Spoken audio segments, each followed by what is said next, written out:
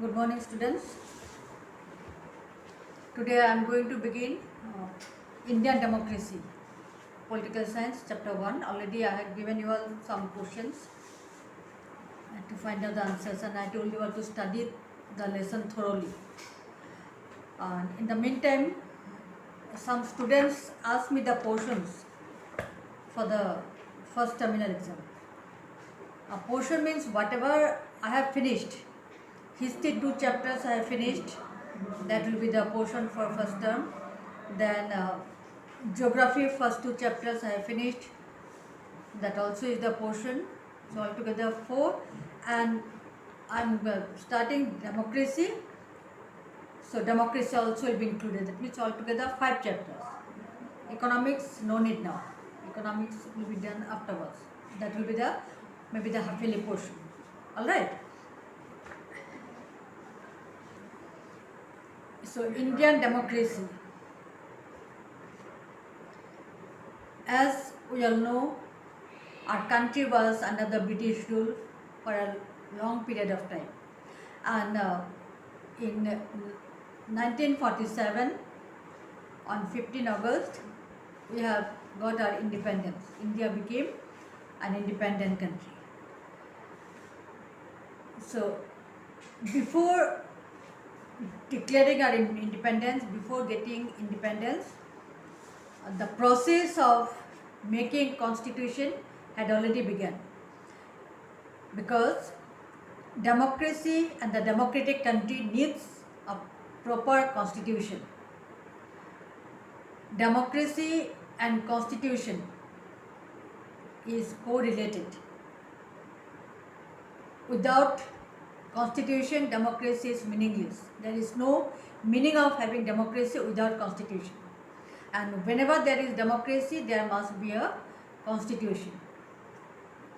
So before declaring our independence, the process of preparing the constitution had begun. In 1945, when Labour Party came into power in England and decided to declare independence to India, then India was told to make a committee to form a constitution. In 1946, cabinet mission was sent to India to see the conditions, the favorable political conditions for preparing a constitution of India. Accordingly, a constituent assembly was formed, and constituent assembly was formed. The permanent president was Dr. Rajendra Prasad, and its first sitting was held under the chairmanship of Sachidananda. So these two things you underline, that is in page number 2. Dr. Sachidananda Singha presided over the first sitting. Dr. Sachidananda Singha, he presided over the first sitting. And Dr. Rajendra Prasad, he became the permanent president of the Constituent Assembly. Then one drafting committee was formed, and the chairman of the drafting committee was, as you all know, Dr. Ambedkar. And then after a few sittings, many times, many meetings were held, and then constitution was accepted. It came into form in 1949. On 26th of January, constitution was accepted, and then it started to work. It came into force in 1950, 26th of January. And that is why we celebrate 26th of January as a Republic Day. Then ideals of the Constitution. Now, as I said, each and every democratic country must have a constitution of its own. Now, without constitution, there is no meaning to have democracy. Now, what is constitution? Constitution is a written document. It is a document for with all the principles, ideals, all the guidelines to run and to administer the country. All the rights, all the principles, the ideals, everything, the whole objective, it is the whole objective is there in the constitution. And our constitution begins with a preamble. Preamble means preface. It is the introduction. As you well know, the Constitution of India begins with few words. And what are these words? We, the people of India, having solemnly resolved to constitute India into a sovereign, socialist, secular, democratic republic. So with these words, the preamble of our constitution had begun. Now, as I said, the preamble is the preface, and this with these few words, the first words, the whole meaning, that is the soul of our constitution. It is the soul of our constitution. The whole meaning is hidden in the in these words. Say first word, we the people of India. That means the people of India, they are the sole authority in forming the constitution. They are the basis. They have the people, we the people of India.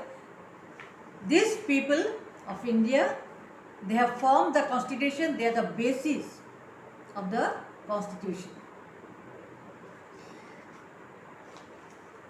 Now, according to this preambles, as I said, that we the people of India, having solemnly resolved to constitute India into a sovereign, socialist, secular, democratic republic. These are the principles, these are the characteristics of a constitution. Now, the sovereign, what is the meaning of sovereign? As we know that India is a sovereign country. India is sovereign. It has got the supreme power. It is internally and externally free. It is not subordinate to any other country. It is not guided by any other country. India has her own foreign power. India can have the relation with any foreign country, and regarding this, India did not have to discuss with any other power, because India has a sovereign power. India has the supreme authority, supreme power. So this is sovereign. Then socialist. The constitution aims to constitute India a socialist country. A socialist means when the means of production remains not at the hands of the capitalist, but at the hands of the government, or at the hands of the society, community. That means at the hands of the government. So India is a socialist. India is not a socialist country, but aims to be a socialist country. The Constitution of India wants to make India a socialist country. And this socialist, this word has been taken in our preamble, according to or through the 42nd Amendment. The 42nd Amendment, this socialist word had been incorporated in the preamble. Now, to make India a socialist country, steps have been taken for the equal distribution of national property. There are two words, one is socialist, another is capitalist. In the capitalist economy, there are the capitalists, there are the owners of the industries, or that means there are the industrialists, owner of industries or owner of business, and another class is there, the workers, and the capitalist, there the owner of the means of productions, and the other class, it is called the worker, and those who work under the capitalist. So this happens in the capitalist economy or the capitalist country. But India, the constitution aims to make India a socialist country where the national property will be the property will be nationalized, and then it will be distributed equally. National property should be distributed equally. All the means of productions are nationalized. There is no private ownership. And then also it is actually the nature of our Indian economy is mixed economy. Though the constitution aims to make India a socialist country, but practically India is having a mixed economy, where there are some characteristics of capitalist and some socialist. So India has a mixed economy. Okay, then secular. The preambles begins with the words, "With the people of India having solemnly resolved to constitute India a sovereign socialist," and the third word is secular. Now what is secular? Secular means religious freedom. India is a secular state. India is a secular country. All the people, they are given the religious freedom. Freedom of religion has been given to all the citizens, all the people. People can accept any religion. They can propagate their own religion. They can have their religious functions or festivals, and for this neither the government nor the people can impose any restriction. No one can be forced to accept any religion. So this religious freedom, since India gives freedom of religion, that is why India is a secular country. And because of this, no religious subject has been taught in the government institution. No subjects related to any particular religion is allowed to teach in any government institutions, because there are people, there are students, there are people belonging to different religions. So since India is a secular state, religious freedom has been given and granted to each and every one, and so religious subjects are not included in the government institutions. Now, democratic. Now, India is a democratic country. Constitution aims to make India a democratic country. Demo means, as I already told you, demo means people. And in a democratic country or in a democracy, government is formed by the people. According to Abraham Lincoln, democracy is a government formed by the people, for the people, and of the people.